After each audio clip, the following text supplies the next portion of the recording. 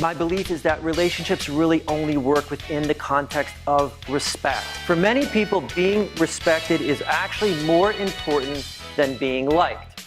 Of course, we would all like to be liked. That's a good thing. But why is it you think that we care so much about being respected? So organizations spend an incredible amount of resources putting in traditional reward and recognition programs. Again, that not only actually don't work, they're ineffective, they decrease the overall morale and productivity of the workforce. And what I want to do is just share with you a couple of those examples. In the book, I review 40 years worth of research that demonstrates really, really clearly that my thesis is true. So as I'm sure many of you have thought about in organizations, the idea of culture. And culture is so critical because it doesn't matter if it's where you work or you work out or you worship. There's a particular culture, and that culture drives behavior. And that behavior then reinforces the culture of an organization. So instead of focusing on motivating, let's focus on engaging them. When I think about engagement, I think about this is fully in the game, Pele. Now, is every one of your staff going to have the skills and the energy and the enthusiasm of Pele? Of course not. But your job, for those of you that manage people, is to get the most out of your performers no matter what level they're at.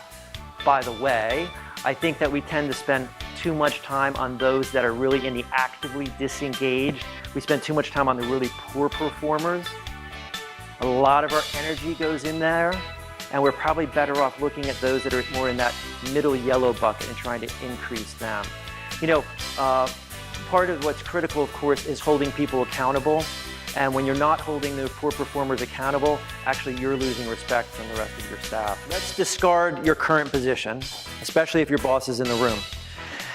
Have you ever held a job in a moment in time for which all of that was simultaneously true? You respected the company, the leadership, your team members, the work that you did, and felt respected. Did anybody have all that simultaneously? All right, 1 or 2, 3 people, this is typical. And what was it like for you to go to work? Great. How about for somebody else? Loved it, right?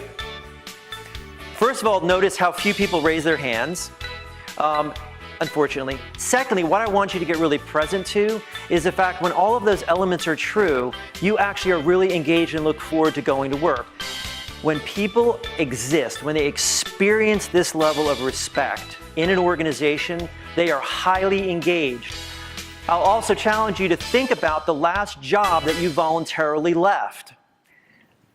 It may well have had something to do with a loss of respect.